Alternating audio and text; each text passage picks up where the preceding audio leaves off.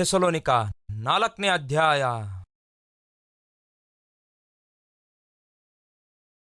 ಥೆಸಲೋನಿಕದವರಿಗೆ ಬರೆದ ಮೊದಲನೇ ಪತ್ರಿಕೆ 4ನೇ ಅಧ್ಯಾಯ. ಅಲ್ಲಿ ದೇವರು ನಮಗೆ ಯಾಕೆ ಕರೆದಿದ್ದಾರೆಂಬುದಾಗಿ ಬಹಳ ಚೆನ್ನಾಗಿ ಬರೆಯಲ್ಪಟ್ಟಿದೆ. 7ನೇ ವಚನ. ಮೊದಲನೇ ಥೆಸಲೋನಿಕ ಪತ್ರಿಕೆ 4ನೇ ಅಧ್ಯಾಯ 7ನೇ ವಚನ. ಪರಿಶುದ್ಧರಾಗಿರುವುದಕ್ಕಾಗಿಯೇ ದೇವರು ನಮ್ಮನ್ನು ಕರೆದಿದ್ದಾರೆ ಹೊರತು ಅಪವಿತ್ರರಾಗಿರುವುದಕ್ಕಾಗಿ ಕರೆಯಲಿಲ್ಲ. ದೇವರು ನಮ್ಮನ್ನು ಕರೆದಿದ್ದಾರೆ. ಎದಕ್ಕಾಗಿ ಕರೆದಿದ್ದಾರಂತೆ? ಬೈಬಲ್ ಈ ರೀತಿಯಾಗಿ ಹೇಳುತ್ತದೆ, ಪರಿಶುದ್ಧರಾಗಿರುವುದಕ್ಕಾಗಿಯೇ ದೇವರು ನಮ್ಮನ್ನು ಕರೆದಿದ್ದಾರೆ. ಎದಕ್ಕಾಗಿ ಕರೆಯಲಿಲ್ಲವಂತೆ? ಅಪವಿತ್ರರಾಗಿರುವುದಕ್ಕಾಗಿ ಕರೆಯಲಿಲ್ಲ. ದೇವರು ಕರೆದಿದ್ದಾರೆ. ಯಾರನ್ನು? ಎಲ್ಲರನ್ನೂ ಕರೆದಿದ್ದಾರೆ. ನಮ್ಮೆಲ್ಲರನ್ನು ಕೂಡ ಯೇಸು ಕ್ರಿಸ್ತನು ಕರೆದಿದ್ದಾರೆ. ಬಾಧ್ಯರಾಗಿರುವುದಕ್ಕಾಗಿ ಕರೆದಿದ್ದಾರೆ. ಯಸ್, ಕಷ್ಟಪಟ್ಟು ಭಾರ ಹೊರುವಂಥವರನ್ನು ಕರೆದಿದ್ದಾರೆ. ಪಾಪದಲ್ಲಿ ಮುಳುಗಿ ತೇಲಾಡುವಂಥವರನ್ನು ಕರೆದಿದ್ದಾರೆ. ಆತನ ಕರೆಗಳು ಯಾವ್ಯಾವು ಎಂಬುದಾಗಿ ನಾವು ವಿವರವಾಗಿ ಧ್ಯಾನಿಸುತ್ತಾ ಬಂದಿದ್ದೇವೆ. ಮತ್ತೊಂದು ವಿಷಯ ಧ್ಯಾನಿಸುತ್ತಿದ್ದೇವೆ. ಅದೇನೆಂದರೆ, ದೇವರು ನಮ್ಮನ್ನು ಹೇಗೆ ಜೀವಿಸಲು ಕರೆದಿದ್ದಾರೆ ಗೊತ್ತಾ? ಪರಿಶುದ್ಧರಾಗಿ ಜೀವಿಸುವುದಕ್ಕಾಗಿ ಕರೆದಿದ್ದಾರೆ. ಹೇಗೆ ಜೀವಿಸಬಾರದೆಂದು ಕರೆದಿದ್ದಾರೆ ಗೊತ್ತಾ? ಅಪವಿತ್ರರಾಗಿ ಜೀವಿಸಬಾರದೆಂದು ಆತನು ನಮ್ಮನ್ನು ಎಂದಿಗೂ ಕರೆಯಲಿಲ್ಲ. ಆತನು ನಮ್ಮನ್ನು ಅಪವಿತ್ರರಾಗಿ ಜೀವಿಸಲು ಕರೆಯದೇ ಇರುವುದಾದರೆ ಯಾಕೆ ನಮ್ಮಲ್ಲಿ ಕೆಲವರು ಇನ್ನೂ ಅಪವಿತ್ರತೆಯಲ್ಲಿ ಜೀವಿಸುತ್ತಿದ್ದಾರೆ? ಯಾಕೆ ಇನ್ನೂ ಅಪವಿತ್ರತೆಗೆ ಅವಕಾಶ ಕೊಡ್ತಿದ್ದಾರೆ? ಯಾಕೆ ಇನ್ನೂ ಅಪವಿತ್ರವಾದ ಕ್ರಿಯೆಗಳನ್ನು ಮಾಡ್ತಿದ್ದಾರೆ? ಒಮ್ಮೆ ಆಲೋಚಿಸಿರಿ. ದೇವರು ನಮ್ಮನ್ನು ಕರೆದಿದ್ದು ಪರಿಶುದ್ಧರಾಗಿ ಜೀವಿಸಲು. ನಾವು ಪರಿಶುದ್ಧನಾದ ದೇವರ ಮಕ್ಕಳಾಗಿದ್ದೇವೆ. ಆತನಿಗೆ ಬಾಧ್ಯರಾಗಿದ್ದೇವೆ.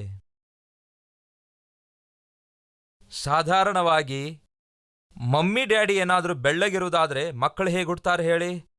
ಬೆಳ್ಳಗೆ ಹುಟ್ಟುತ್ತಾರೆ. ಮಮ್ಮಿ ಡ್ಯಾಡಿ ಕಪ್ಪಗಿರುವುದಾದರೆ ಸಾಧಾರಣವಾಗಿ ಕಪ್ಪಾಗಿಯೇ ಹುಟ್ಟುತ್ತಾರೆ. ಅದು ಸಹಜ. ಹಾಗೆಯೇ ನಾವು ದೇವರ ಮಕ್ಕಳಾಗಿರುವುದಾದರೆ, ನಮ್ಮ ದೇವರು ಪರಿಶುದ್ಧನಾಗಿರುವುದಾದರೆ ನಾವು ಹೇಗಿರಬೇಕು? ಪರಿಶುದ್ಧರಾಗಿರಬೇಕು. ಕೆಲವು ಸಾರಿ ಮಕ್ಕಳು ಬಹಳ ಕೋಪದಿಂದ ವರ್ತಿಸುತ್ತಾರೆ. ಹಾಗೆ ಕೋಪದಿಂದ ವರ್ತಿಸಿದಾಗ ಗಮನಿಸಿದಂಥವ್ರು ಏನು ಹೇಳ್ತಾರೆ ಗೊತ್ತಾ? ಎಲ್ಲಿ ಹೋಗ್ತದೆ ತಂದೆಯ ಗುಣಗಳು? ಎಲ್ಲಿಗೆ ಹೋಗ್ತವೆ ತಂದೆಯ ಲಕ್ಷಣಗಳು ಎಂಬುದಾಗಿ ಅನ್ನುತ್ತಿರ್ತಾರೆ. ಅದರ ಅರ್ಥವೇನೆಂದರೆ, ತಂದೆಗಿರುವಂತಹ ಲಕ್ಷಣಗಳು ಮಕ್ಕಳಿಗೆ ಬರ್ತವೆ. ಹಾಗೆಯೇ ಪರಲೋಕದಲ್ಲಿರುವ ನಮ್ಮ ತಂದೆ ಪರಿಶುದ್ಧನಾಗಿದ್ದಾನೆ. ಆತನೇ ಹೇಳ್ತಿದ್ದಾನೆ, ನಾನು ಪರಿಶುದ್ಧನಾಗಿರುವುದರಿಂದ ನೀವು ಪರಿಶುದ್ಧರಾಗಿ ಇರಬೇಕೆಂದು. ಪ್ರಪಂಚದಲ್ಲಿರುವಂತಹ ಅನೇಕ ನಂಬಿಕೆಗಳಿಗೆ ಮತ್ತು ಕ್ರೈಸ್ತ ನಂಬಿಕೆಗೆ ಇರುವ ಪ್ರಧಾನ ಡಿಫರೆನ್ಸ್ ಏನೆಂದರೆ, ನಮ್ಮ ದೇವರು ಪರಿಶುದ್ಧನಾಗಿದ್ದಾನೆ. ನಾವು ಓದುವಂತಹ ಗ್ರಂಥ ಪರಿಶುದ್ಧ ಗ್ರಂಥವಾಗಿದೆ. ನಾನು ಪರಿಶುದ್ಧನಾಗಿದ್ದೇನೆ ಎಂಬುದಾಗಿ ಹೇಳಬಲ್ಲಂತಹ ದೇವರು ಆತನು. ಕಾಮ, ಕ್ರೋಧ, ಲೋಭ, ಮದ, ಮತ್ಸರ ಇಲ್ಲದಂತಹ ಮಹಾ ಅದ್ಭುತನಾದ ಪರಿಶುದ್ಧನಾಗಿರುವ ದೇವರು ಯೇಸು ಕ್ರಿಸ್ತನಾಗಿದ್ದಾರೆ. ಆತನು ಈ ಭೂಮಿಯ ಮೇಲೆ ಜೀವಿಸಿದ ಕಾಲದಲ್ಲಿ ಯಾರೊಬ್ಬರೂ ಕೂಡ ಆತನಲ್ಲಿ ಲೋಪವಾಗಲಿ ಪಾಪವಾಗಲಿ ಕಂಡುಕೊಳ್ಳಲಾಗಲಿಲ್ಲ. ಆತನ ಜನನದಲ್ಲಿ ಪರಿಶುದ್ಧತೆ ಇದೆ. ಆತನ ಜೀವಿತದಲ್ಲಿ ಪರಿಶುದ್ಧತೆ ಇದೆ. ಆತನ ಮರಣದಲ್ಲಿ ಪರಿಶುದ್ಧತೆ ಇದೆ. ಯಾರೊಬ್ಬರೂ ಕೂಡ ಯೇಸು ಕ್ರಿಸ್ತನಲ್ಲಿ ಅಪರಿಶುದ್ಧತೆಯನ್ನು ಕಂಡುಕೊಳ್ಳಲಾಗಲಿಲ್ಲ, ಅಪವಿತ್ರತೆಯನ್ನು ಕಂಡುಕೊಳ್ಳಲಾಗಲಿಲ್ಲ. ಕಾಮವಿಲ್ಲದವನಾಗಿದ್ದನು, ಕ್ರೋಧವಿಲ್ಲದವನಾಗಿದ್ದನು, ಲೋಪವಿಲ್ಲದವನಾಗಿದ್ದನು, ಲೋಭವಿಲ್ಲದವನಾಗಿದ್ದನು, ಮತ್ಸರವಿಲ್ಲದವನಾಗಿದ್ದನು. ಇಂಥ ಅದ್ಭುತನಾದ ದೇವರು ಬಯಸುವುದೇನೆಂದರೆ ಆತನ ಪ್ರಜೆಗಳಾದ ನಾವು ಪರಿಶುದ್ಧರಾಗಿ ಜೀವಿಸಬೇಕೆಂದು ಬಯಸ್ತಿದ್ದಾರೆ. ಕೆಲವೊಂದು ಸಂದರ್ಭದಲ್ಲಿ ಒಂದು ಪ್ರಶ್ನೆ ನಾವು ಕೇಳುತ್ತಾ ಇರ್ತೇವೆ, ಅಷ್ಟಕ್ಕೂ ದೇವರ ಚಿತ್ತ ಅಂದ್ರೆ ಏನು ಬ್ರದರ್? ನಾನು ದೇವರ ಚಿತ್ತ ಮಾಡಬೇಕು, ದೇವರ ಚಿತ್ತ ಮಾಡಬೇಕು, ದೇವರ ಚಿತ್ತ ಮಾಡಬೇಕು ಎಂದು ಬಯಸುತ್ತಿದ್ದೇನೆ ಎಂದು ಹೇಳ್ತಾ ಇರ್ತೇವೆ. ಅಂಥವ್ರು ನಮ್ಮ ಮಧ್ಯೆ ಯಾರಾದ್ರೂ ಇದ್ದೀರಾ? ರೈಟ್. ನೀವು ದೇವರ ಚಿತ್ತ ಮಾಡಬೇಕೆಂದು ಬಯಸುತ್ತಿರುವುದಾದ್ರೆ 1 ಥೆಸಲೋನಿಕ 4ನೇ ಅಧ್ಯಾಯ 3ನೇ ವಚನ ಹೇಳುತ್ತೆ, ಪರಿಶುದ್ಧರಾಗಿರುವುದೇ, ನೀವು ಪರಿಶುದ್ಧರಾಗಿರುವುದೇ ಅಂದರೆ ಜಾರತ್ವಕ್ಕೆ ದೂರವಾಗಿರುವಂಥದ್ದೇ ದೇವರ ಚಿತ್ತವಾಗಿದೆ. ದೇವರ ಚಿತ್ತ ಮಾಡಬೇಕೆಂದು ಬಯಸುವಂತಹ ಬ್ರದರ್ಸ್ ಅಂಡ್ ಸಿಸ್ಟರ್ಸ್, ದೇವರ ಚಿತ್ತವೇನೆಂದರೆ ಬೆಳಿಗ್ಗೆ ಎದ್ದಂದಿನಿಂದ ರಾತ್ರಿ ತಿರುಗಿ ಮಲಗುವವರೆಗೂ ನಮ್ಮ ಮಾತುಗಳು ಪರಿಶುದ್ಧವಾಗಿರಬೇಕು, ಅದು ದೇವರ ಚಿತ್ತ. ನಮ್ಮ ಯೋಚನೆಗಳು ಪರಿಶುದ್ಧವಾಗಿರಬೇಕು, ಅದು ದೇವರ ಚಿತ್ತ. ನಮ್ಮ ಆಲೋಚನೆಗಳೆಲ್ಲ ಪರಿಶುದ್ಧವಾಗಿರಬೇಕು, ಅದು ದೇವರ ಚಿತ್ತ. ನಾವು ಮಾಡುವ ಕೆಲಸ ಆಗಿರ್ಬೋದು, ಮಾಡುವ ವ್ಯಾಪಾರ ಆಗಿರಬಹುದು, ಸಂಪಾದಿಸುವ ವಿಧಾನ ಆಗಿರಬಹುದು, ಪರಿಶುದ್ಧವಾಗಿರಬೇಕು. ನಿಮ್ಮ ಟಿವಿ ಆಗಿರಬಹುದು, ಸೆಲ್ಫೋನ್ ಆಗಿರಬಹುದು, ನಿಮ್ಮ ಕಂಪ್ಯೂಟರ್ ಆಗಿರಬಹುದು, ಲ್ಯಾಪ್ಟಾಪ್ ಆಗಿರಬಹುದು, ಪರಿಶುದ್ಧವಾಗಿರಬೇಕು. ಪರಿಶುದ್ಧರಾಗಿರುವುದೇ ದೇವರ ಚಿತ್ತವಾಗಿದೆ. ಅದೇ ದೇವರು ಹೇಳ್ತಿದ್ದಾರೆ, ನೀವು ಪರಿಶುದ್ಧರಾಗಿರುವುದಕ್ಕೋಸ್ಕರ ಕರೆಯಲ್ಪಟ್ಟಿರುವುದರಿಂದ ಅಪವಿತ್ರವಾದ ಕಾರ್ಯಗಳನ್ನು ಮಾತ್ರ ನೀವು ಮಾಡಬಾರದೆಂದು. ನಮ್ಮ ದೇವರು ನಮ್ಮನ್ನು ಪರಿಶುದ್ಧರಾಗಿರುವುದಕ್ಕೋಸ್ಕರ ನಮ್ಮನ್ನು ಕರೆದಿರುವುದರಿಂದ ನಾವು ಕರೆಯಲ್ಪಟ್ಟಂತಹ ಕರೆಗೆ ತಕ್ಕ ಜೀವಿತ ಜೀವಿಸಬೇಕೆಂದು ದೇವರು ಬಯಸ್ತಿದ್ದಾರೆ. ಕರೆಗೆ ತಕ್ಕ ಜೀವಿತ ಜೀವಿಸಬೇಕು. ಈ ಮಧ್ಯೆ ಅದರ ಬಗ್ಗೆ ನಾವು ಕೇಳ್ತಾ ಇಲ್ಲ. ಆದರೆ 20-30 ವರ್ಷಗಳ ಹಿಂದೆ ಸಾಧಾರಣವಾಗಿ ಕ್ರೈಸ್ತರನ್ನು ಉದ್ದೇಶಿಸಿ ಕ್ರೈಸ್ತರಲ್ಲದವರು ಹೀಗೆ ಹೇಳ್ತಾ ಇದ್ರು, ಅವರು ಸಿನಿಮಾ ನೋಡೋದಿಲ್ಲ, ಯಾಕೆಂದ್ರೆ ಅವರು ಯೇಸುವನ್ನು ನಂಬಿದ್ದಾರೆ. ಅವರು ಯೇಸುವನ್ನು ನಂಬಿರುವುದರಿಂದ ಅವರು ಯಾವತ್ತೂ ಸುಳ್ಳು ಹೇಳಲ್ಲ. ಒಂದು ವೇಳೆ ಆಫೀಸ್ನಲ್ಲಿ ಯಾರಾದರೂ ಯಾವುದಾದ್ರೂ ಒಂದು ವಿಷಯದಲ್ಲಿ ಒಂದು ರೀತಿ ಇಶ್ಯೂ ಮಾಡಿಕೊಂಡು ವಾಗ್ವಾದ ಅಥವಾ ಆರ್ಗ್ಯುಮೆಂಟಿಗೆ ಬರ್ತಿರುವುದಾದ್ರೆ, ಯಾಕೆ ನೀವು ಸುಳ್ಳಾಡ್ತಾ ಇದ್ದೀರಿ ಎಂದು ಯಾರಾದರೂ ಹೇಳುವಾಗ ಪಕ್ಕದಲ್ಲಿರೋರು ಬಂದು ಹೇಳ್ತಾರೆ, ಅವರು ಸುಳ್ಳಾಡೋದಿಲ್ಲ. ಎದಕ್ಕಾಗಿ? ಅವರು ಯೇಸುವನ್ನು ನಂಬಿದ್ದಾರೆ. ಹೀಗೆ ಇವತ್ತು ಹೇಳಿದ್ರೆ ಎಷ್ಟು ಚೆನ್ನಾಗಿರುತ್ತೆ. ಅವರು ಹೊಲಸು ಮಾತಾಡೋದಿಲ್ಲ. ಎದಕ್ಕಾಗಿ? ಯೇಸುವನ್ನು ನಂಬಿದ್ದಾರೆ, ಅದಕ್ಕೆ ಹೊಲಸು ಮಾತಾಡೋದಿಲ್ಲ. ಪ್ರೀತಿ ಪ್ರೇಮ ಎಂಬುದಾಗಿ ಸುತ್ತಾಡೋದಿಲ್ಲ. ಎದಕ್ಕಾಗಿ? ಯೇಸುವನ್ನು ನಂಬಿದ್ದಕ್ಕಾಗಿ. ನೀವಂದ್ಕೊಂಡಂತೆ ಅವರು ಮೋಸ ಮಾಡುವವರಲ್ಲ. ಎದಕ್ಕಾಗಿ? ಯೇಸುವನ್ನು ನಂಬಿದ್ದಕ್ಕಾಗಿ ಎಂದು. ಹೀಗೆ ನಿಮ್ಮ ಬಗ್ಗೆ ಸಾಕ್ಷಿ ಕೊಟ್ರೆ ಎಷ್ಟು ಚೆನ್ನಾಗಿರುತ್ತೆ. ಒಮ್ಮೆ ಕೇಳಿಸಿಕೊಳ್ತಾ ಇದ್ದೆವು, ನನ್ನ ಚಿಕ್ಕಂದಿನಲ್ಲಿ ಕೇಳಿಸಿಕೊಳ್ತಿದ್ದೆ, ಯೇಸುವನ್ನು ನಂಬಿದ್ದಾರೆ, ಅವರು ಹಾಗೆ ಮಾಡುವುದಿಲ್ಲವೆಂದು. ಆದರೆ ಈ ದಿನಗಳಲ್ಲಿ ಇಂಥ ಅದ್ಭುತವಾದ ಸಾಕ್ಷಿ ಕೇಳ್ತಾ ಇದ್ದೇವಾ? ಕೇಳಲಾಗ್ತಾ ಇದೆಯಾ? ಹಾಗಾದರೆ ಕೇಳುವಂತೆ ಮಾಡಬೇಕು. ಒಂದು ವೇಳೆ ಅಂತಹ ಸಾಕ್ಷಿಗಳು ಕೇಳಿ ಬರದೇ ಇದ್ದರೆ, ನಿಂತು ಹೋಗಿರುವುದಾದರೆ ನೀವೇ ಸ್ಟಾರ್ಟ್ ಮಾಡಬೇಕು. ನಿಮ್ಮ ಕುರಿತು ಅಂತಹ ಸಾಕ್ಷಿ ಕೇಳಿ ಬರಬೇಕು. ನಿಮ್ಮ ಕುರಿತಾಗಲಿ, ಕುಟುಂಬ ಸದಸ್ಯರ ಕುರಿತಾಗಲಿ, ಸಂಬಂಧಿಕರ ಕುರಿತಾಗಲಿ, ನಿಮ್ಮೊಂದಿಗೆ ಸೇರಿ ಕೆಲಸ ಮಾಡುವವರ ಕುರಿತಾಗಲಿ, ನೀವು ಎಲ್ಲಿ ವಾಸ ಮಾಡ್ತಾ ಇದ್ದೀರೋ ನಿಮ್ಮ ಕುರಿತಾಗಿ ಅಂತಹ ಸಾಕ್ಷಿಗಳು ಹೇಳಬೇಕು. ಆಕೆ ಹಾಗೆ ಮಾಡುವುದಿಲ್ಲ. ಎದಕ್ಕಾಗಿ? ಯೇಸುವನ್ನು ನಂಬಿದ್ದಕ್ಕಾಗಿ. ಯೇಸುವನ್ನು ಅವನು ನಂಬಿದ್ದಾನೆ, ಅದಕ್ಕಾಗಿಯೇ ನೀವು ಅಂದುಕೊಂಡಂತೆ ಅವರು ಮಾಡಲ್ಲ ಎಂದು ಹೇಳಿದ್ರೆ ಎಷ್ಟು ಚೆನ್ನಾಗಿರುತ್ತೆ. ಮತ್ತೊಮ್ಮೆ ಜ್ಞಾಪಕಗೊಳಿಸುತ್ತಿದ್ದೇನೆ, ಪರಿಶುದ್ಧರಾಗಿರುವುದಕ್ಕಾಗಿಯೇ ನಾವು ಕರೆಯಲ್ಪಟ್ಟಿದ್ದೇವೆ. ಅಪರಿಶುದ್ಧವಾದ ಕೆಲಸ ಮಾಡುವುದಕ್ಕಾಗಲಿ, ಅಪರಿಶುದ್ಧವಾದ ಮಾತಾಡುವುದಕ್ಕಾಗಲಿ, ಅಪರಿಶುದ್ಧವಾದವುಗಳನ್ನು ನೋಡುವುದಕ್ಕಾಗಲಿ ದೇವರು ಕರೆದಿಲ್ಲ. ಕೇಳ್ತಿದ್ದೇನೆ ಫ್ರೆಂಡ್ಸ್, ಆತನು ಕರೆದ ಕರೆಗೆ ತಕ್ಕಂತೆ ಜೀವಿಸುತ್ತಾ ಇದ್ದೇವಾ? ಜೀವಿಸಲೇಬೇಕು. ಸೈತಾನನು ನಮ್ಮನ್ನು ಮೇಲಿಂದ ಮೇಲೆ ಶೋಧಿಸುವ ಪ್ರಯತ್ನ ಮಾಡ್ತಾನೆ. ನಮ್ಮ ಕೈಗಳು ಹೊಲಸು ಕೆಲಸ ಮಾಡುವಂತೆಯೂ, ಕಣ್ಣುಗಳು ಹೊಲಸು ಕೆಲಸ ಮಾಡುವಂತೆಯೂ, ಕ್ರಿಯೆಗಳು ಹೊಲಸಾಗಿರುವಂತೆಯೂ, ನಡತೆ ಹೊಲಸಾಗಿರುವಂತೆಯೂ, ನಮ್ಮ ಮಲಗುವಿಕೆಯು ಅಪವಿತ್ರವಾಗಿರುವಂತೆ ಸೈತಾನನು ಮಾಡುತ್ತಲೇ ಇರ್ತಾನೆ. ಆದರೆ ನಾವು ಮಾಡಬೇಕಾದದ್ದೇನೆಂದರೆ ಪವಿತ್ರಾತ್ಮ ದೇವರ ಸಹಾಯದಿಂದ ಆ ಪಾಪವನ್ನು ಜಯಿಸಬೇಕು. ಆ ಪಾಪವನ್ನು ಜಯಿಸಬೇಕಾದರೆ ಏನ್ ಮಾಡಬೇಕು? ಆ ದಿನ ಯೇಸು ತನ್ನ ಶಿಷ್ಯರಿಗೆ ನೋಡಿ ಒಂದು ಒಳ್ಳೆ ಮಾತು ಹೇಳ್ತಾರೆ, ನೀವು ಶೋಧನೆಗೆ ಒಳಗಾಗದಂತೆ ಎಚ್ಚರವಾಗಿದ್ದು ಏನ್ ಮಾಡ್ಬೇಕಂತೆ? ಪ್ರಾರ್ಥಿಸಬೇಕು. ಸೈತಾನ ಶೋಧನೆಗಳನ್ನು ನಾವು ಜಯಿಸಬೇಕಾದ್ರೆ ಏನ್ ಮಾಡಬೇಕು? ಪ್ರಾರ್ಥಿಸಬೇಕು. ಪ್ರಾರ್ಥನೆ ಮಾಡದಂಥವರು, ಪ್ರಾರ್ಥಿಸಲಾರದಂಥವರು ಸೈತಾನನ ಶೋಧನೆಗಳನ್ನು ಜಯಿಸಲು ಸಾಧ್ಯವೇ ಇಲ್ಲ. ಅನೇಕ ಸಂದರ್ಭಗಳಲ್ಲಿ ಬ್ರದರ್ಸ್ ಅಂಡ್ ಸಿಸ್ಟರ್ಸ್ ಕೇಳ್ತಾ ಇರ್ತಾರೆ, ನಾನು ಆಲೋಚನೆಗಳಲ್ಲಿ ಬಿದ್ದೋಗ್ತಾ ಇದ್ದೇನೆ, ಜಯಿಸಬೇಕಾದ್ರೆ ಏನ್ ಮಾಡಬೇಕನ್ನುತ್ತಾರೆ. ನಾನು ನೋಟದಲ್ಲಿ ಬಿದ್ದೋಗ್ತಿದ್ದೇನೆ, ಜಯಿಸಬೇಕಾದ್ರೆ ಏನ್ ಮಾಡಬೇಕನ್ನುತ್ತಾರೆ. ನನ್ನ ಆಲೋಚನೆಯಲ್ಲಿ ಬಿದ್ದೋಗ್ತಾ ಇದ್ದೇನೆ, ಜಯಿಸಬೇಕಾದ್ರೆ ಏನ್ ಮಾಡಬೇಕೆಂಬ ಬಯಕೆ ಅನೇಕರಿಗಿದೆ. ಈ ದಿನ ಈ ಬಯಕೆ ನಮ್ಮಲ್ಲಿ ಎಷ್ಟು ಜನರಿಗಿದೆ ಒಮ್ಮೆ ಆಲೋಚಿಸಿ ನೋಡಿ. ಎಸ್, ನಾನು ಬಿದ್ದೋಗ್ತಿದ್ದೇನೆ. ಬಹಿರಂಗವಾಗಿ ಬಿದ್ದು ಹೋಗದೇ ಇರಬಹುದು, ಬಹಿರಂಗವಾಗಿ ವ್ಯಭಿಚಾರದಲ್ಲಿ ಬಿದ್ದು ಹೋಗದೇ ಇರಬಹುದು. ಆದರೆ ನೋಡಿ, ವ್ಯಭಿಚಾರದಲ್ಲಿ ಬೀಳುವವರು ಇಲ್ಲ ಅಂತೀರಾ? ಊಹೆಯ ವಿಷಯದಲ್ಲಿ ವ್ಯಭಿಚಾರದಲ್ಲಿ ಬೀಳುವವರಿಲ್ಲ ಅಂತೀರಾ? ಗಂಡ ಇದ್ದಾಗಿಯೂ ಹೆಂಡತಿ ಇದ್ದಾಗಿಯೂ ಪರಪುರುಷನನ್ನು ಪರ ಸ್ತ್ರೀಯನ್ನು ಊಹಿಸಿಕೊಂಡು ವ್ಯಭಿಚಾರ ಮಾಡುವಂಥವ್ರು ಇಲ್ಲ ಅಂತೀರಾ? ಮದುವೆ ಆಗದಿದ್ದರೂ ಯವನ ಪ್ರಾಯದಲ್ಲಿರುವ ಯವನಸ್ಥರು ಒಂದು ಹುಡುಗಿಯನ್ನಾಗಲಿ ಹುಡುಗನನ್ನಾಗಲಿ ಹೀರೋಯಿನ್ನನ್ನಾಗಲಿ ಊಹಿಸಿಕೊಂಡು ವ್ಯಭಿಚಾರ ಮಾಡುವಂಥವರು, ವ್ಯಭಿಚಾರದ ಆಲೋಚನೆ ಉಳ್ಳಂಥವರು, ಶರೀರವನ್ನು ಅಪವಿತ್ರ ಮಾಡಿಕೊಳ್ಳುವವರು ಇಲ್ಲಾಂತೀರಾ? ಖಂಡಿತವಾಗಿದ್ದಾರೆ. ಇವೆಲ್ಲ ಪಾಪಿಷ್ಟ ಕ್ರಿಯೆಗಳಾಗಿವೆ. ಇವೆಲ್ಲ ಸೈತಾನನು ಮಾಡುವ ಕಾರ್ಯಗಳಾಗಿವೆ. ಸೈತಾನನು ವಶಪಡಿಸಿಕೊಂಡವರಲ್ಲಿ ಕಾಣಿಸುವ ಕಾರ್ಯಗಳಾಗಿವೆ. ಹಾಗಾದರೆ ನಿಮ್ಮ ಸಂಗತಿ ಏನಾಗಿದೆ? ಈ ದಿನಕ್ಕೂ ಕೂಡ ಸೈತಾನನು ನಿಮ್ಮ ಜೀವಿತದಲ್ಲಿದ್ದುಕೊಂಡು, ನಿಮ್ಮ ಹೃದಯದಲ್ಲಿದ್ದುಕೊಂಡು, ನಿಮ್ಮ ಶರೀರದಲ್ಲಿದ್ದುಕೊಂಡು ಅವನಂದುಕೊಂಡಂತೆ ನೀವು ಮಾಡ್ತಾ ಇರುವುದಾದರೆ ನೀವು ಹೇಗೆ ಪರಿಶುದ್ಧರಾಗಿ ಜೀವಿಸಲು ಸಾಧ್ಯ? ಹೇಗೆ ದೇವರ ಚಿತ್ತ ಮಾಡಲು ಸಾಧ್ಯ? ಹೇಗೆ ನೀವು ದೇವರ ಮಕ್ಕಳಾಗಿ ಜೀವಿಸಲು ಸಾಧ್ಯ? ನಾವು ದೇವರಿಗೆ ಬಾಧ್ಯರಾಗಿರುವುದಾದರೆ ನಾವು ಆತನ ಗುಣಲಕ್ಷಣವುಳ್ಳವರಾಗಿರಬೇಕು. ನಿಮಗೆ ನೆನಪಿದೆಯಾ? ದೇವರು ನಮ್ಮನ್ನು ಕತ್ತಲೆಯೊಳಗಿಂದ ತನ್ನ ಆಶ್ಚರ್ಯಕರವಾದ ಬೆಳಕಿಗೆ ಕರೆದಿದ್ದಾರೆ. ಒಮ್ಮೆ ಕತ್ತಲಲ್ಲಿ ಜೀವಿಸಿದ್ದೇವೆ, ಕತ್ತಲೆಯ ಕಾರ್ಯಗಳನ್ನು ಮಾಡಿದ್ದೇವೆ, ಕತ್ತಲೆಗೆ ಸಂಬಂಧಪಟ್ಟ ಕಾರ್ಯಗಳಲ್ಲಿ ಮುಳುಗಿ ತೇಲಾಡಿದ್ದೇವೆ. ಆದರೆ ದೇವರು ತನ್ನ ಆಶ್ಚರ್ಯಕರವಾದ ಬೆಳಕಿಗೆ ನಮ್ಮನ್ನು ಕರೆದಿದ್ದಾರೆ. ಕತ್ತಲೆಯೊಳಗಿಂದ ದೇವರು ನಮ್ಮನ್ನು ಕರೆದಿದ್ದಾರೆ. ಪಾಪದೊಳಗಿಂದ ದೇವರು ನಮ್ಮನ್ನು ಪ್ರತ್ಯೇಕಿಸಿದ್ದಾರೆ. ಕಾರಣವೇನೆಂದರೆ ಯೇಸು ಕ್ರಿಸ್ತನ ಗುಣಲಕ್ಷಣಗಳನ್ನು ಪ್ರಚುರಪಡಿಸುವುದಕ್ಕಾಗಿ ಕರೆದಿದ್ದಾರೆ. ಯೇಸು ಕ್ರಿಸ್ತನ ಗುಣಲಕ್ಷಣಗಳನ್ನು ಪ್ರಚುರಪಡಿಸುವುದಕ್ಕಾಗಿ ಒಂದು ಹಾಸ್ಪಿಟಲಿನ ಶ್ರೇಷ್ಠತೆ ಪ್ರಚುರಪಡಿಸಬೇಕಾದರೂ, ಒಬ್ಬ ಡಾಕ್ಟರ್ ಅವರ ನೈಪುಣ್ಯತೆ ಪ್ರಚುರಪಡಿಸಬೇಕಾದರೂ ಬೆಸ್ಟ್ ಮೆಥಡ್ ಯಾವುದು ಗೊತ್ತಾ? ಬೆಸ್ಟ್ ಮಾರ್ಗ ಯಾವುದು ಗೊತ್ತಾ? ಒಬ್ಬ ವ್ಯಕ್ತಿ ಅನಾರೋಗ್ಯದಿಂದ ಇಲ್ಲವೇ ಸ್ಕಿನ್ ಅಲರ್ಜಿಯಿಂದ ಬಳಲುತ್ತಿದ್ದಾರೆ ಅಂದುಕೊಳ್ಳೋಣ. ಬಹಳ ಕಾಲದಿಂದ ಸ್ಕಿನ್ ಅಲರ್ಜಿಯಿಂದ ಬಳಲುತ್ತಿರುವ ಒಂದು ಪೇಷಂಟ್ ಅನೇಕ ಡಾಕ್ಟರ್ ಬಳಿಗೆ ಹೋಗಿರುತ್ತಾನೆ. ಎಷ್ಟೇ ಡಾಕ್ಟರ್ ಬಳಿಗೆ ಹೋದ್ರೂ ಕೂಡ ಆ ಸ್ಕಿನ್ ಅಲರ್ಜಿ ಮಾತ್ರ ಕಡಿಮೆ ಆಗಲಿಲ್ಲ. ಆದರೆ ಒಬ್ಬ ಡಾಕ್ಟರ್ ಬಳಿಗೆ ಹೋದ ನಂತರ ಆ ಡಾಕ್ಟರ್ ಬರೆದಂತಹ ಔಷಧಿ ಆಗಿರಬಹುದು, ಕ್ರೀಮ್ಗಳಾಗಿರಬಹುದು, ಬಳಸಿದಾಗ ಅದ್ಭುತವಾಗಿ ವರ್ಷಗಳವರೆಗೂ ಕಡಿಮೆಯಾಗದ ಸ್ಕಿನ್ ಅಲರ್ಜಿ 1 ವೀಕಲ್ಲೇ ಕಡಿಮೆಯಾಯಿತು. ಯಶ್, 1 ವಾರದಲ್ಲೇ ಕಡಿಮೆಯಾಯಿತು. ಎಷ್ಟೋ ಉಪಶಮನ ದೊರಕಿತು. ಅದೇ ರೀತಿಯಲ್ಲಿ ಇವರ ಆಫೀಸಲ್ಲಿ ಮತ್ತೊಬ್ಬರು ಸ್ಕಿನ್ ಅಲರ್ಜಿ ರ್ಯಾಷಸ್ನಿಂದ ಬಳಲುತ್ತಿರುವಾಗ ಈ ವ್ಯಕ್ತಿ ಹೋಗಿ ಹೇಳ್ತಾನೆ, ನಿನ್ನ ಸ್ಕಿನ್ ಅಲರ್ಜಿ ಕಡಿಮೆ ಆಗುತ್ತೆಂದು.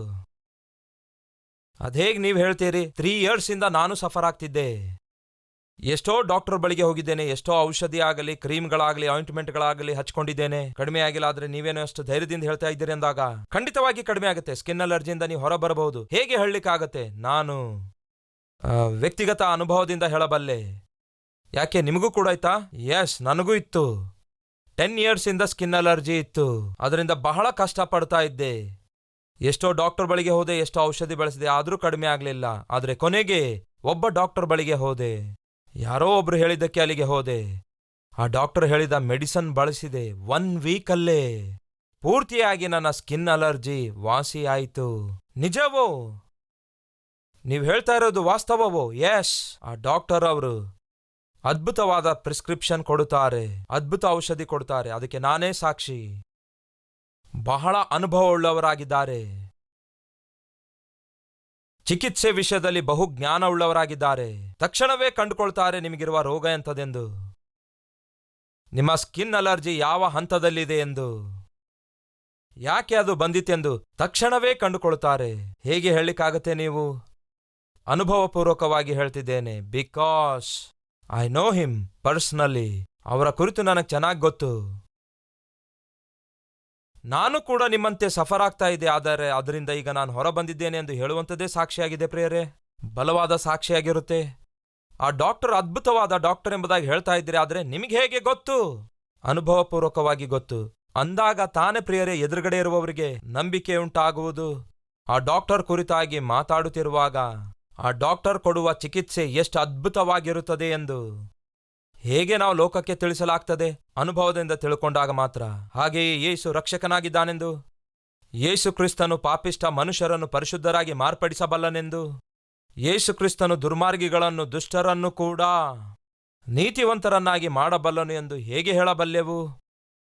ಆತನಿಗಿರುವ ಆತನ ಅದ್ಭುತವಾದ ಲಕ್ಷಣ ಹೇಗೆ ಪ್ರಚುರ ಮಾಡಬಲ್ಲೆವು? ಅನುಭವಪೂರ್ವಕವಾಗಿ. ನನ್ನ ಜೀವಿತ ಆತನು ಮಾರ್ಪಡಿಸಿದ್ದಾನೆ, ನನ್ನ ಬದುಕು ಆತನು ಮಾರ್ಪಡಿಸಿದ್ದಾನೆ. ಬಹಳ ಅಪವಿತ್ರನಾಗಿ ಜೀವಿಸುವವನಾಗಿದ್ದೆ, ಅಪವಿತ್ರಳಾಗಿ ಜೀವಿಸುವವಳಾಗಿದ್ದೆ. ನನ್ಮೇಲೆ ನನಗೇ ಅಸಹ್ಯವೆನಿಸುತ್ತಾ ಇತ್ತು, ನನಗೇ ಬೇಸರವಾಗ್ತಿತ್ತು. ಎದಕ್ಕಾಗಿ ಬದುಕಿದ್ದೇನೆ ಎನ್ನುವ ರೀತಿಯಲ್ಲಿ ಬಹಳ ಸಾರಿ ನಾನು ಅತ್ತಿದ್ದೇನೆ. ಆದರೆ ಅಂತಹ ದುಷ್ಟನೂ ದುರ್ಮಾರ್ಗಿಯೂ ಆಗಿರುವ ನನ್ನಂಥವನನ್ನು ಯೇಸು ಕ್ರಿಸ್ತನು ಮಾರ್ಪಡಿಸಿದ್ದಾರೆ. ಅದಕ್ಕೆ ನಾನೇ ಸಾಕ್ಷಿ. ಜೀವಿತಗಳನ್ನು ಮಾರ್ಪಡಿಸುವ ಶಕ್ತಿ ಆತನಿಗಿದೆ. ಪಾಪಿಷ್ಠರಿಗೆ ಪರಿಶುದ್ಧರನ್ನಾಗಿ ಮಾರ್ಪಡಿಸುವಂತಹ ಪ್ರಭಾವವು ಆತನಲ್ಲಿದೆ ಎಂದು ಹೀಗೆ ಆತನ ಗುಣಲಕ್ಷಣ ಪ್ರಚುರ ಮಾಡುವುದಕ್ಕಾಗಿ ನಾವು ಕರೆಯಲ್ಪಟ್ಟಿದ್ದೇವೆ. ಆತನ ಗುಣಲಕ್ಷಣ ಪ್ರಚುರಪಡಿಸುವುದಕ್ಕಾಗಿ ನಾವು ಕರೆಯಲ್ಪಟ್ಟಿರುವುದಾದರೆ ನಮ್ಮಲ್ಲಿ ಪ್ರಧಾನವಾಗಿ ಕಾಣಿಸಬೇಕಾದದ್ದೇನು ಗೊತ್ತಾ? ಪವಿತ್ರತೆ, ಪರಿಶುದ್ಧತೆಯಾಗಿದೆ. ಅದಕ್ಕಾಗಿಯೇ ದೇವರು ಹೇಳ್ತಿದ್ದಾರೆ, ನೀವು ಪರಿಶುದ್ಧರಾಗಿರುವುದಕ್ಕಾಗಿಯೇ ಕರೆದಿದ್ದೇನೆ. ಮತ್ತೆ ಪಾಪ ಮಾಡುವುದಕ್ಕಾಗಲ್ಲ, ಮತ್ತೆ ಪಾಪದಲ್ಲಿ ಜೀವಿಸುವುದಕ್ಕಾಗಲ್ಲ, ಮತ್ತೆ ನಾಯಿ ತಾನು ಕಕ್ಕಿದ್ದಕ್ಕೆ ತಿರುಗಿದ ಹಾಗೆ ನೀವು ಹಿಂದಕ್ಕೆ ತಿರುಗುವುದಕ್ಕಾಗಲ್ಲ. ಅದಕ್ಕೆ ಕೇಳ್ತಿದ್ದೇನೆ ಫ್ರೆಂಡ್ಸ್, ನಿಮ್ಮಲ್ಲಿ ಎಷ್ಟು ಜನ ಧೈರ್ಯದಿಂದ ಹೇಳಬಲ್ಲಿರಿ, ಯೇಸುವೇ, ನೀನು ಬಯಸಿದಂತೆಯೇ ನಿನ್ನ ಚಿತ್ತದ ಪ್ರಕಾರ ನಾವು ಪರಿಶುದ್ಧರಾಗಿ ಜೀವಿಸ್ತಿದ್ದೇವೆಂದು. ಒಬ್ಬ ವ್ಯಕ್ತಿ ಪರಿಶುದ್ಧನಾಗಿರಬೇಕಾದರೆ ಮೊಟ್ಟ ಮೊದಲು ಕಾಪಾಡಿಕೊಳ್ಳಬೇಕಾದದ್ದು ಏನೆಂದು ಒಮ್ಮೆ ಹೇಳಲಿಕ್ಕಾಗತ್ತಾ? ಒಬ್ಬ ವ್ಯಕ್ತಿ ಪರಿಶುದ್ಧನಾಗಿ ಜೀವಿಸಬೇಕಾದರೆ ಮೊಟ್ಟ ಮೊದಲು ಯಾವುದನ್ನ ಕಾಪಾಡಿಕೊಳ್ಳಬೇಕು ಗೊತ್ತಾ? Any idea? ಕಣ್ಣುಗಳು. ಯಾವುದು ಗೊತ್ತಾ? ಕಣ್ಣುಗಳು. ನಿಮ್ಮ ಕಣ್ಣುಗಳು ನೆಟ್ಟಗಿರುವುದಾದರೆ ನಿಮ್ಮ ದೇಹವೆಲ್ಲವೂ ಪ್ರಕಾಶವುಳ್ಳದಾಗಿರುತ್ತದೆ. ನಿಮ್ಮ ಕಣ್ಣು ಒಂದು ವೇಳೆ ಕತ್ತಲೆಯಿಂದ ಕೂಡಿದ್ದಾಗಿರುವುದಾದರೆ ನಿಮ್ಮ ದೇಹವೆಲ್ಲ ಕತ್ತಲೆಯುಳ್ಳದಾಗಿರುತ್ತದೆ. ಅದಕ್ಕೆ ಸುಲಭವಾಗಿ ನಿಮಗೆ ಅರ್ಥ ಆಗುವಂತೆ ಈ ಮಾತು ಹೇಳ್ತಾ ಇರ್ತೇನೆ. ನಿಮ್ಮ ಕಣ್ಣು ಚೆನ್ನಾಗಿದ್ರೆ ದೇಹ ಚೆನ್ನಾಗಿರುತ್ತೆ. ಕಣ್ಣು ಪರಿಶುದ್ಧವಾಗಿದ್ದರೆ ನಿಮ್ಮ ದೇಹ ಪರಿಶುದ್ಧವಾಗಿರುತ್ತದೆ. ಈ ದಿನ ಅನೇಕರ ಕಣ್ಣುಗಳು ಪರಿಶುದ್ಧವಾಗಿಲ್ಲ. ಈ ದಿನ ಈ ವಾಕ್ಯ ಕೇಳುವಂಥವರಲ್ಲಿ ಎಷ್ಟೋ ಚೆನ್ನಾಗಿ ನೀವು ಕೂತ್ಕೊಂಡು ಎಷ್ಟೋ ಶಿಸ್ತಾಗಿ ಎಷ್ಟೋ ಪರಿಶುದ್ಧರಂತೆ ಕೂತಿದ್ದೀರಿ. ಆದರೆ ನಿಮ್ಮಲ್ಲಿ ಕೆಲವರ ದೇಹ ಸುಮ್ಮನೆ ಇರೋದಿಲ್ಲ. ಆ ದೇಹ ಸುಮ್ಮನೆ ಕೂತ್ಕೊಳ್ಳಲ್ಲ. ಶರೀರ ಇಚ್ಛೆಗಳಿಂದ, ಕಾಮಾಭಿಲಾಷೆಗಳಿಂದ ದಿನೇ ದಿನೇ ತುಕ್ಕು ಹಿಡಿಯುತ್ತಾ ಇರುತ್ತೆ, ಕ್ಷೀಣಿಸಲ್ಪಡುತ್ತಾ ಇರುತ್ತೆ. ಕಾರಣ ಗೊತ್ತಾ? ಕಣ್ಣು ಪರಿಶುದ್ಧವಾಗಿರೋದಿಲ್ಲ. ಈ ದಿನ ಈ ವಾಕ್ಯ ಕೇಳ್ತಿರುವ ಪ್ರಿಯ ಸಹೋದರ ಸಹೋದರಿಯರೇ, ಅದೇ ವಾಸ್ತವಾಗಿದ್ರೆ ದಯವಿಟ್ಟು ಸರಿಪಡಿಸಿಕೊಳ್ಳ್ರಿ. ಯಾಕೆಂದರೆ ದೇವರು ನಮ್ಮನ್ನು ಪರಿಶುದ್ಧರಾಗಿ ಜೀವಿಸಲು ಕರೆದಿದ್ದಾರೆ. ಪರಿಶುದ್ಧರಾಗಿ ಜೀವಿಸುವುದೇ, ಜಾರತ್ವದಿಂದ ದೂರ ಇರುವಂಥದ್ದೇ ದೇವರ ಚಿತ್ತವಾಗಿದೆ. ನೀವು ಅಪವಿತ್ರವಾಗಿ ಜೀವಿಸುವುದಕ್ಕಾಗಿ ಕರೆಯಲ್ಪಡಲಿಲ್ಲ. ಮೊದಲನೇದಾಗಿ ನಾವು ಪರಿಶುದ್ಧರಾಗಿ ಜೀವಿಸಲು ಕರೆಯಲ್ಪಟ್ಟಿದ್ದೇವೆ. ಸೈತಾನನಿಗೆ ಸಂಬಂಧಪಟ್ಟದ್ಯಾವುದು ಕೂಡ ನಮ್ಮ ಶರೀರದಲ್ಲಿ ಇರಗೊಡಿಸಬಾರದು. ಒಂದು ಸೈನ್ಯ ಮತ್ತೊಂದು ದೇಶದ ಮೇಲೆ ದಾಳಿ ಮಾಡುವುದಕ್ಕಾಗಿ ಬರುತ್ತಾರೆ. ಆ ದೇಶಕ್ಕೂ ಈ ದೇಶಕ್ಕೂ ಮಧ್ಯದಲ್ಲಿ ಒಂದು ಅರಣ್ಯವಿತ್ತು. ಆ ಅರಣ್ಯದೊಳಗೆ ಪ್ರವೇಶಿಸ್ತಾರೆ. ಆ ವೈರಿ ದೇಶಸ್ಥರ ಕೈಗೆ ಸಿಕ್ಕಿದವರ ಪ್ರತಿಯೊಬ್ಬರ ಕೈಗಳ ಮೇಲೆ ಮುದ್ರೆ ಹಾಕ್ತಾ ಇದ್ರು. ಯಾವ ಮುದ್ರೆ ಗೊತ್ತಾ? ವೈರಿ ದೇಶಸ್ಥರು ಬಂದು ಅವರ ಕೈಗೆ ಸಿಕ್ಕಿರುವಂತಹ ಪ್ರತಿಯೊಬ್ಬರ ನಾಗರಿಕರ ಕೈಗಳ ಮೇಲೆ ನೀನು ನಮ್ಮ ರಾಜನಿಗೆ ಗುಲಾಮನು ಎಂಬುದಾಗಿ ಒಂದು ಮುದ್ರೆ ಹಾಕುತ್ತಿದ್ದರು. ನೀನು ನಮ್ಮ ದೇಶಕ್ಕೆ ಗುಲಾಮನು, ನೀನು ನಮ್ಮ ರಾಜ್ಯಕ್ಕೆ ಇಲ್ಲವೇ ನಮ್ಮ ರಾಜನಿಗೆ ಗುಲಾಮನು ಎಂದು ಕಂಡವರ ಕೈಗಳ ಮೇಲೆ ಮುದ್ರೆ ಹಾಕ್ತಾ ಇದ್ರು. ಆ ಮುದ್ರೆ ಯಾರ ಕೈ ಮೇಲೆ ಬೀಳುತ್ತೋ ಅವರು ಇನ್ನು ಮೇಲೆ ಶತ್ರು ರಾಜನಿಗೆ ಗುಲಾಮರಾಗ್ತಿದ್ರು. ಆ ರೀತಿಯಾಗಿ ಮುದ್ರೆ ಹಾಕುತ್ತಾ ಹಾಕುತ್ತಾ ಹಾಕುತ್ತಾ ದೇಶದೊಳಗೆ ನುಗ್ಗುತ್ತಾ ಇರುವಾಗ ಒಬ್ಬ ವ್ಯಕ್ತಿ ಕೊಡ್ಲಿಗೆಯನ್ನು ತೆಗೆದುಕೊಂಡು ಒಂದು ಮರವನ್ನು ಕಡಿಯುತ್ತಾ ಇದ್ದ. ಅವನ ಬಳಿಗೆ ಈ ಸೈನಿಕರು ಬಂದು ಅವನನ್ನು ಹಿಡಿದುಕೊಳ್ಳುತ್ತಾರೆ. ಹಿಡಿದುಕೊಂಡು ಬಲವಂತವಾಗಿ ಅವನ ಕೈಗೆ ಮುದ್ರೆ ಹಾಕ್ತಾರೆ. ಹಾಗೆ ಮುದ್ರೆ ಹಾಕಿದಾಗ ಕೇಳ್ತಾನೆ, ಎದಕ್ಕಾಗಿ ಮುದ್ರೆ ಹಾಕಿದ್ದೀರಿ ಎಂದು. ಈ ಮುದ್ರೆ ನಿನ್ನ ಕೈ ಮೇಲೆ ಇರುವವರೆಗೂ ನೀನು ನಮ್ಮ ರಾಜನಿಗೆ ಗುಲಾಮನು ಎಂಬ ಮಾತು ಕೇಳದ ಕೂಡಲೇ, ನಾನ್ಯಾಕೆ ನಿಮ್ಮ ರಾಜನಿಗೆ ಗುಲಾಮನಾಗಲಿ? ನನಗೆ ಅಂತ ಅದ್ಭುತನಾದ ರಾಜನಿದ್ದಾನೆ, ನಮಗೆ ಪ್ರಾಣ ಕೊಡುವಷ್ಟು ಪ್ರೀತಿಸುವ ರಾಜನಿದ್ದಾನೆ, ನಾವು ಆತನಿಗೆ ಗುಲಾಮರು, ನಾವ್ಯಾಕೆ ನಿಮ್ಮ ರಾಜನಿಗೆ ಗುಲಾಮರಾಗಬೇಕು? ಅವರು ನಗುತ್ತಾ ಒಂದು ಮಾತು ಹೇಳ್ತಾರೆ. ಮಾತಿಂದ ಹೇಳಕ್ಕೆ ಚೆನ್ನಾಗಿದೆ. ಯಾಕೆ? ಅದಕ್ಕಾಗಿ, ಈಗ ನಿನ್ನ ಕೈ ಮೇಲೆ ನಮ್ಮ ರಾಜನ ಮುದ್ರೆ ಇದೆ. ಆ ಮುದ್ರೆ ನಿನ್ನ ಮೇಲಿರುವವರೆಗೂ ನೀನು ನಮ್ಮ ರಾಜನಿಗೆ ಗುಲಾಮನಾಗಿರುತ್ತಿ ಎಂಬ ಆ ಮಾತು ಕೇಳುತ್ತಿರುವಾಗಲೇ ಅವನು ಕಡಿದ ಆ ಮರದ ತುಂಡಿನ ಮೇಲೆ ಒಂದು ಕೈಯನ್ನಿಟ್ಟು ಇನ್ನೊಂದು ಕೈಯಲ್ಲಿ ಕೊಡ್ಲಿಗೆ ತೆಗೆದುಕೊಂಡು ಮುದ್ರೆ ಹಾಕಿದ ಕೈ ಕಡ್ದು ಹಾಕ್ತಾನೆ. ಆಗೇನು ಹೇಳ್ತಾನೆ ಗೊತ್ತಾ? ಒಂದು ವೇಳೆ ನನ್ನ ಈ ಕೈ ಮೇಲೆ ಇರುವ ಮುದ್ರೆಯ ನಿಮಿತ್ತ ಇಲ್ಲವೇ ಈ ಕೈ ಮೇಲೆ ಇರುವ ಈ ಗುರುತಿನ ನಿಮಿತ್ತ ನಾನು ನಿಮ್ಮ ರಾಜನಿಗೆ ಗುಲಾಮನೆಂದು ಭಾವಿಸುತ್ತಿರುವುದಾದ್ರೆ ಆ ಕೈಯೇ ನನಗೆ ಬೇಕಾಗಿಲ್ಲ. ಬೈಬಲ್ನಲ್ಲಿ ಕರ್ತನಾದ ಯೇಸು ಕ್ರಿಸ್ತನು ಏನ್ ಹೇಳಿದ್ದಾರೆ ಗೊತ್ತಾ? ನಿಮ್ಮ ಬಲಗೈ ನಿಮ್ಮನ್ನು ಪಾಪದಲ್ಲಿ ಬೀಳಿಸುವುದಾದರೆ ಏನ್ ಮಾಡಂದಿದ್ದಾರೆ? ಕಡಿದು ಹಾಕು ಅಂದಿದ್ದಾರೆ. ನಿಮ್ಮ ಬಲಗಣ್ಣು ಪಾಪದಲ್ಲಿ ನಿಮ್ಮನ್ನು ಬೀಳಿಸುವುದಾದರೆ ಅದನ್ನು ಕಿತ್ತು ಹಾಕಿರಿ. ನಿಮ್ಮ ಬಲಗಾಲು ನಿಮ್ಮನ್ನು ಪಾಪದಲ್ಲಿ ಬೀಳಿಸುವುದಾದರೆ ಅದನ್ನು ಕಡಿದು ಹಾಕಿರಿ ಎಂದು ಯಾಕೆ ಹೇಳಿದ್ರು? ನೀವು 2 ಕಾಲು 2 ಕೈ 2 ಕಣ್ಣು ಇಟ್ಕೊಂಡು ನರಕಕ್ಕೆ ಹೋಗೋದಕ್ಕಿಂತ ಒಂದೇ ಕೈ ಕಾಲಿನಿಂದ ನೀವು ಪರಲೋಕಕ್ಕೆ ಬರುವುದು ಬೆಟರ್. ಅದರ ಅರ್ಥ ತಕ್ಷಣ ನೀವೂ ಕೂಡ ಹೋಗಿ ಕೈಕಾಲು ಕಡಿದುಕೊಳ್ಬೇಕಂತಲ್ಲ. ಇಲ್ಲಿ ದೇವರು ಹೇಳ್ತಾ ಇರುವುದೇನೆಂದರೆ ಅಂತಹ ಆ ವೈರಾಗ್ಯವುಳ್ಳವರಾಗಿರ್ರಿ, ಅಂತಹ ಆಲೋಚನೆ ಉಳ್ಳವರಾಗಿರ್ರಿ. ಬೇಡ, ನನ್ನ ಶರೀರ ಅಪವಿತ್ರ ಮಾಡುವಂತಹ ಕಣ್ಣುಗಳು ನನಗೆ ಯಾವತ್ತೂ ಇರಬಾರದು, ನನ್ನ ಶರೀರ ಅಪವಿತ್ರ ಮಾಡುವಂತಹ ಕೈಗಳು ನನಗಿರಬಾರದು, ಅಂಥ ಕ್ರಿಯೆಗಳು ನನ್ನಲ್ಲಿ ಇರಬಾರದು ಎಂಬ ತೀವ್ರತೆ ನಮ್ಮೊಳಗಡೆ ಇರಬೇಕು ಎಂದು ದೇವರು ಬಯಸ್ತಿದ್ದಾರೆ. ಫ್ರೆಂಡ್ಸ್, ಮೊದಲನೇದಾಗಿ ದೇವರು ನಮ್ಮನ್ನು ಪರಿಶುದ್ಧರಾಗಿರುವುದಕ್ಕಾಗಿ ಕರೆದಿದ್ದಾರೆ. ಪರಿಶುದ್ಧರಾಗಿರುವುದಕ್ಕಾಗಿಯೇ ಪ್ರಯತ್ನ ಮಾಡೋಣವೇ? ಏನ್ ಮಾಡುವುದಾದರೆ ಸೈತಾನನ ಶೋಧನೆ ನಾವು ಜಯಿಸಬಲ್ಲೆವು? ಮತ್ತೊಮ್ಮೆ ಹೇಳ್ತೇನೆ ಕೇಳಿ, ಪ್ರಾರ್ಥಿಸುವುದಾದ್ರೆ. ತನ್ನ ಶಿಷ್ಯರಿಗೆ ಯೇಸು ಕ್ರಿಸ್ತನು ಹೇಳುತ್ತಾರೆ, ಶೋಧನೆಗೆ ಒಳಗಾಗದಂತೆ ನೀವು ಪ್ರಾರ್ಥಿಸಿರಿ ಎಂಬುದಾಗಿ. ಅವರು ಪ್ರಾರ್ಥಿಸಿದ್ರಾ? ಪ್ರಾರ್ಥಿಸಲಿಲ್ಲ, ಸೋತು ಹೋದ್ರು. ಅದಕ್ಕಿಂತ ಮುಂಚೆ ಅವರು ಹೇಳಿದ್ದೇನೆಂದರೆ, ಯೇಸುವೇ, ನಾವು ನಿನಗೋಸ್ಕರ ಪ್ರಾಣ ಬೇಕಾದ್ರೂ ಕೊಡ್ತೇವೆ, ನಿನ್ನನ್ನು ಮಾತ್ರ ಬಿಟ್ಟು ಹೋಗಲ್ಲ ಎಂದು ಹೆಮ್ಮೆಯಿಂದ ಹೇಳಿಕೊಂಡ್ರು. ಆದ್ರೆ ಶತ್ರು ಬಂದಾಗ ಓಡಿ ಹೋದ್ರು. ಪ್ರಿಯರೇ, ಹೇಡಿಗಳಂತೆ ಓಡಿ ಹೋದ್ರು. ಅಂದ್ರೆ ಅರ್ಥ ಗೊತ್ತಾ? ನಾವು ದೇವರ ಸನ್ನಿಧಿಯಲ್ಲಿ ದೇವರ ಮುಂದೆ ಬಹಳ ನಿರ್ಣಯಗಳನ್ನು ತೆಗೆದುಕೊಳ್ತೇವೆ. ಹಾಗೆ ಮಾಡ್ತೇನೆ ದೇವ್ರೆ, ಹೀಗೆ ಮಾಡ್ತೇನೆ ದೇವ್ರೆ ಎಂದು, ಹಾಗೆ ಬದುಕುತ್ತೇನೆ ದೇವ್ರೆ, ಹೀಗೆ ಬದುಕುತ್ತೇನೆ ಎಂದು ನಾವು ತೀರ್ಮಾನ ತೆಗೆದುಕೊಳ್ಳುತ್ತೇವೆ. ಆದರೆ ದೇವರಿಗೆ ಕೊಟ್ಟ ಮಾತಿನಲ್ಲಿ ನಾವು ಒಂದು ವೇಳೆ ನಿಲ್ಲಬೇಕಾದರೆ ಪ್ರಾರ್ಥಿಸುವವರಾಗಿರಬೇಕು. ಪ್ರಾರ್ಥನೆ ವೀರರಾಗಿರದೆ, ಪ್ರಾರ್ಥಿಸುವವರಾಗಿರದೆ ನೀವು ದೇವರಿಗೆ ಮಾತು ಕೊಟ್ಟು ತೆಗೆದುಕೊಂಡ ನಿರ್ಣಯಗಳಲ್ಲಿ ನಿಲ್ಲಲು ಸಾಧ್ಯವೇ ಇಲ್ಲ.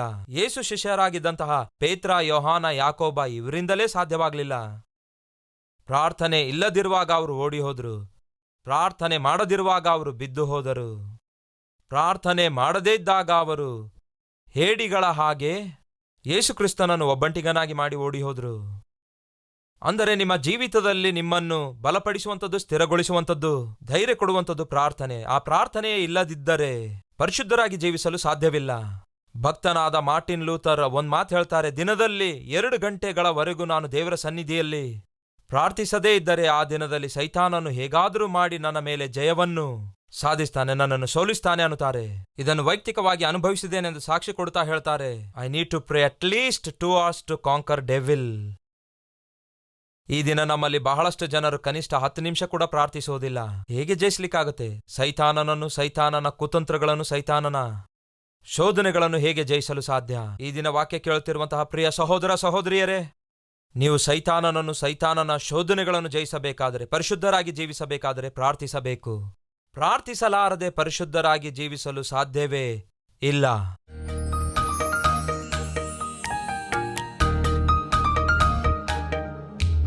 ಪರಿಶುದ್ಧನಾದ ತಂದೆಯೇ, ಬಹು ನೇರವಾಗಿ ಸ್ಪಷ್ಟವಾಗಿ ಈ ದಿನ ನಮ್ಮೊಂದಿಗೆ ಮಾತಾಡಿದ್ದೀರಿ. ನಮ್ಮನ್ನು ನಮ್ಮ ನಾಲಿಗೆಯೇ ಆರೋಪಿಸುವುದಾದರೆ, ನಮ್ಮ ಶರೀರವೇ ನಮ್ಮ ಮೇಲೆ ವ್ಯಾಜ್ಯವಾಡುವುದಾದರೆ ಹೇಗೆ ತಪ್ಪಿಸಿಕೊಳ್ಳಲು ಸಾಧ್ಯ?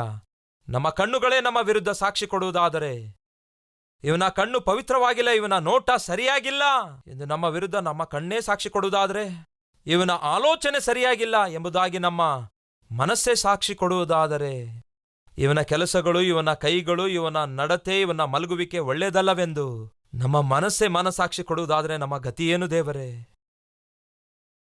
ಅಂತಹ ಹೀನ ಸ್ಥಿತಿಯಲ್ಲಿ ನಾವು ಜೀವಿಸ್ತಾ ಇದ್ದೇವೆ. ನಮ್ಮನ್ನು ಕ್ಷಮಿಸು ದೇವರೇ. ನಮ್ಮ ಮನಸಾಕ್ಷಿ ನಮ್ಮ ಮೇಲೆ ಅಪರಾಧಿಗಳೆಂದು ನಮ್ಮನ್ನು ಖಂಡಿಸಲಾರದಂತಹ ಜೀವಿತ ನಮಗೆ ದಯಪಾಲಿಸಿರಿ.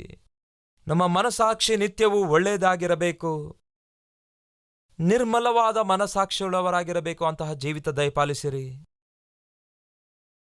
ಯೆಶಯ್ಯ ಪರಿಶುದ್ಧರಾಗಿ ಜೀವಿಸುವುದಕ್ಕಾಗಿಯೇ ಕರೆದಿದ್ದೀರಿ. ಅಂತಹ ಜೀವಿತ ನಮಗೆ ದಯಪಾಲಿಸಿರಿ. ಈ ದಿನ ಕೇಳಿರುವ ಈ ವಾಕ್ಯ ಪ್ರತಿಯೊಬ್ಬರು ಕ್ರಿಯೆಯಲ್ಲಿಟ್ಟು ನಿಮ್ಮ ಮಕ್ಕಳಾಗಿ ಜೀವಿಸುವ ಧನ್ಯತೆ ದಯಪಾಲಿಸಿರೆಂದು ಯೇಸುವಿನ ನಾಮದಲ್ಲಿ ಬೇಡಿ ಹೊಂದಿದ್ದೇವೆ ತಂದೆಯೇ, ಆಮೇನ್.